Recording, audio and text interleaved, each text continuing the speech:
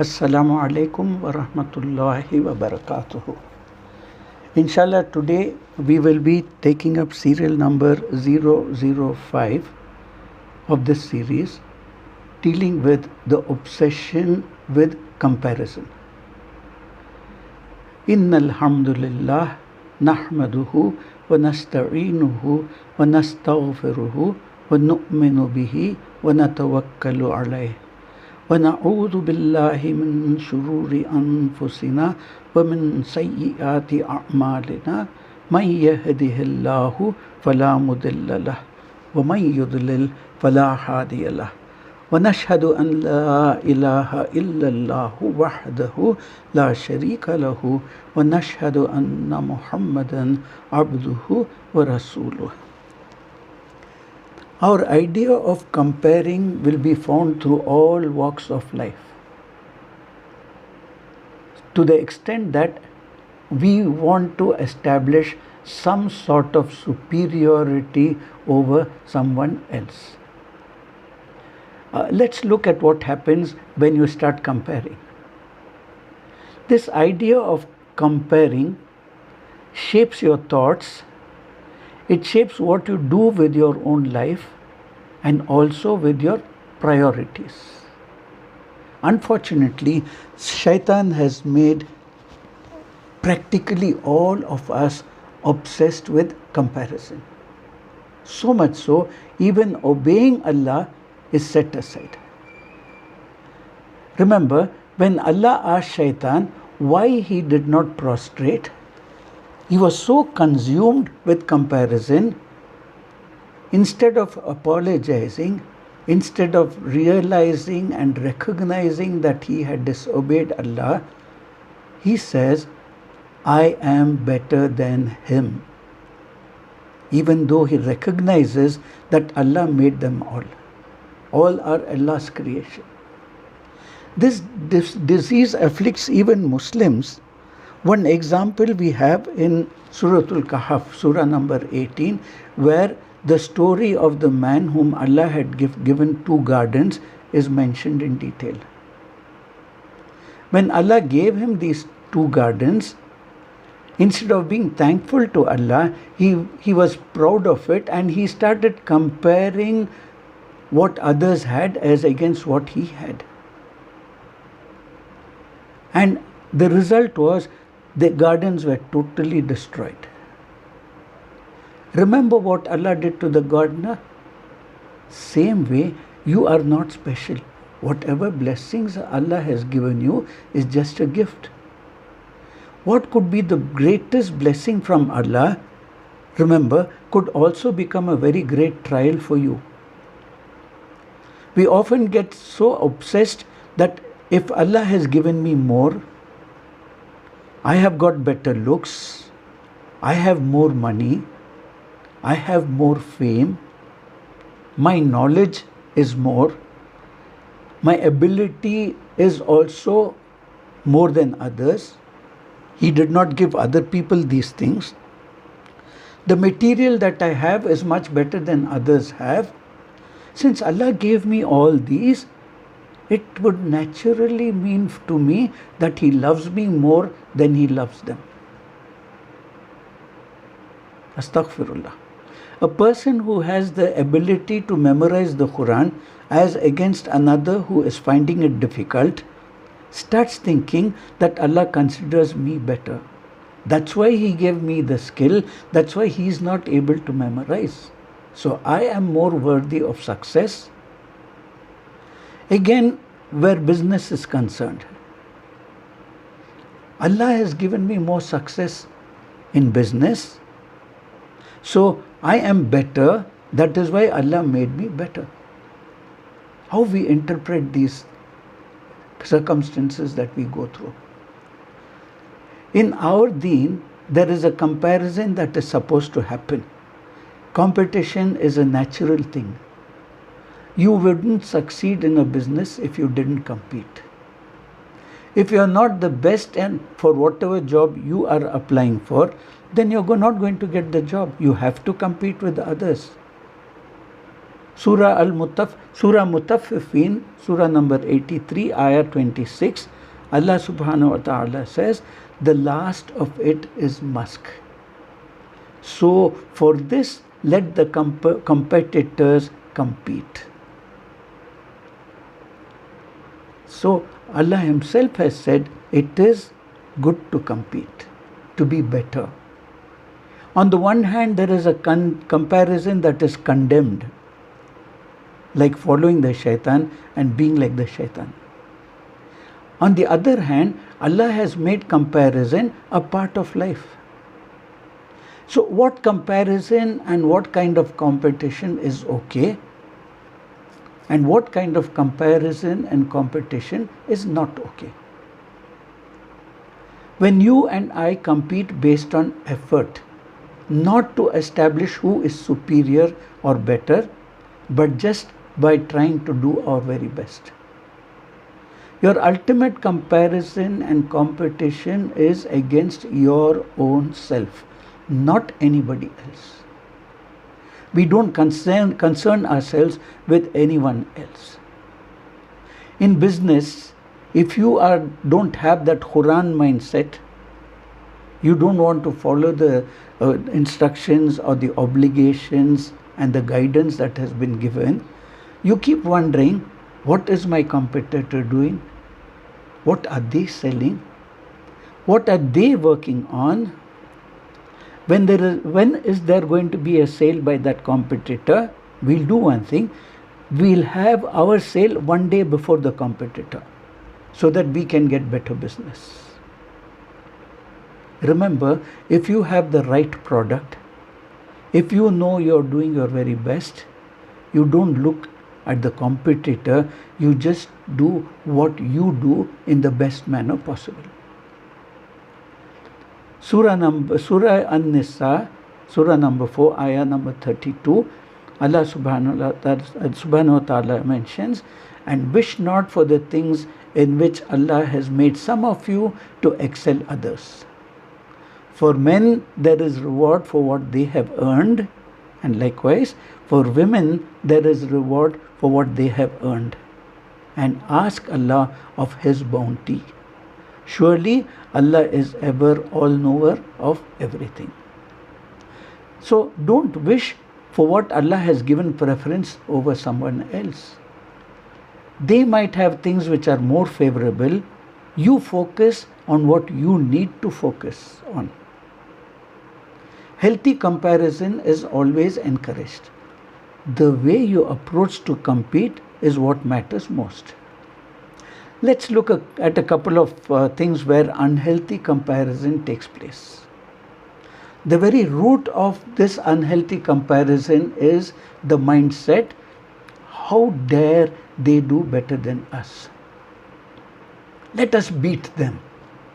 This is the approach that we take. For example, in religious matters, if people are raising funds for a masjid and someone else is also building a masjid, now we try to find out that masjid is getting more donations from us, find out how, approach this person, how we can get more, let us do better than that masjid. And if in the masjid there's a very good speaker who's giving his sermons, again we say, let us find a better speaker in our masjid so that more people start coming to our masjid. Can you imagine building a masjid or getting a good speaker? Is that competition? Let us look at social service. There are so many NGOs around us or social service teams who are doing their own activities. Now our intention is, how do we beat them? Let us find out what all the steps they take. Let us do something like this. Let us do what they are doing. Let us try to do this one. Let us get the tricks of the trade from them. No, this is not the correct approach. Again, the people want to beat that NGO. This is very common in family life, in marital relationships, and also between siblings. May Allah protect us from these things and help us to make competition which is healthy. Our attitude should not be to beat somebody else. Someone doing good, it should inspire us to do better. Better than what I did before, not better than them. When you see someone succeeding, don't say, I'm gonna beat that guy someday. Say, he or she must have had to put in a lot of work and effort to get what he or she got. So I'm going to put in more effort and see what I can get. So the golden rule is compare yourself to yourself. That is the road to progress, instead of consuming yourself with somebody else. This consumption with others will lead to the ugliest of sins, the worst of which is kufr, your denial of the message. It's a sin. Because the final product that comes out of it is you're rejecting the message. The root cause, we are better than him. We can't listen to someone like him. As I mentioned before, Fir'aun himself felt he's better than Musa because Musa had a stutter. So arrogance starts when you start obsessing yourself with somebody else. The Jews rejected the Prophet ﷺ because they say he should have been from the rabbis. Why did Allah choose him from the Arabs? They had the same problem with Isa ﷺ. So this idea of questioning or comparing yourself with questions like, why did Allah give this one these blessings? Why did Allah make this person's life easier than mine? Why is that not happening to me? So understand, shaitan is consumed with rage. When you are angry, you become miserable. Anger is not a feeling or a state of being that you and I would enjoy being in. May Allah forgive us and keep us away from this. Now, why is shaitan so constantly in a state of anger? He is constantly upset with the fact that somebody is doing his best to please Allah and seeking Jannah. He is upset because somebody is succeeding in their closeness to Allah. He is upset because somebody is doing well and making all attempts to live a life as prescribed by Allah. So ask yourself, don't think of anybody else. If you become the kind of person that someone else, when they succeed, when something good happens to them in their lives, when they accomplish something, it bothers you, it upsets you, that's a problem for you because it's a trait of the shaitan. You and I are not concerned with what trials Allah will give me in my life and you in your life. You cannot be worried about me. How come he is happier? How is it that he has succeeded? If these are the kind of thoughts you have about someone, then shaitan has got into you. The only thing that will make you happy now is seeing somebody else going down. See somebody losing. This is the shaitan's only purpose in life, and he is using you to get along with him to Jahannam. Naudhu billah. All of Allah's creation seek rizq, that is sustenance, a home for themselves, to do something for themselves. Shaitan does nothing for himself. He only does something that will harm someone else. We know that he's even destroying himself, but does he care? No, he just does not care. He knows fully well that he is heading towards the fire. His only thing is, he does not want to go alone into the fire. He wants to take along with him mankind as much as he can. So if such attitude overcomes you, you will never care that you are heading for self-destruction. Na'udhu billah. You only get consumed by rage. This is something we have to seek refuge in Allah from. Do not cover yourself with jealousy and hatred and anger. Hasad. When does hasad come? Hasad comes when someone sees that you have something good and you wish that you did not have it.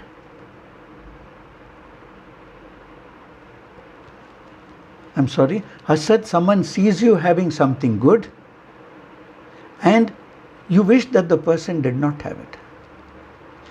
Whether I get it or not is not the issue, he should not get it. That's the attitude we take. That is hasad, that is jealousy. Remember, this jealousy is a disease in the heart for which there is no cure mentioned in the Quran. The only thing you can ask for is to protect you from the person who has it against you. That is the fundamental quality of the shaitan, which he will try to bring into our life over and over and over again. Don't ever be confident you will overcome it. We are not sure of it. Inshallah, I would like myself and all of us to contemplate on this, ponder over this aspect of comparison. Try to see what is our position in our present lives. And na'udhu billah, if we find ourselves going in the direction where shaitan wants to take us, let us seek forgiveness in Allah and seek his guidance and protection from the shaitan and improve our attitude towards our own human beings. Ameen. We'll continue in the next class, inshallah. Allahumma inna nas'aluka imanan mustaqima wa fadlan da'ima wa nazara rahma wa ilman nafi'ah wa akhlan kamila wa qalban munawwara wa tawfiqan ihsana wa tawbatan nasuha wa sabran jamila wa ajran azima wa lisanan dhakira wa badnan sabira wa rizqan wasi'a wa sayyam mashkura wa zamban maghfura wa amalan maqbula wa du'aan mustajaba wa jannatul firdausi na'ima bi rahmatika ya arhamur rahimin. Ameen ya rabbil alamin. Assalamu alaikum wa rahmatullahi wa barakatuh.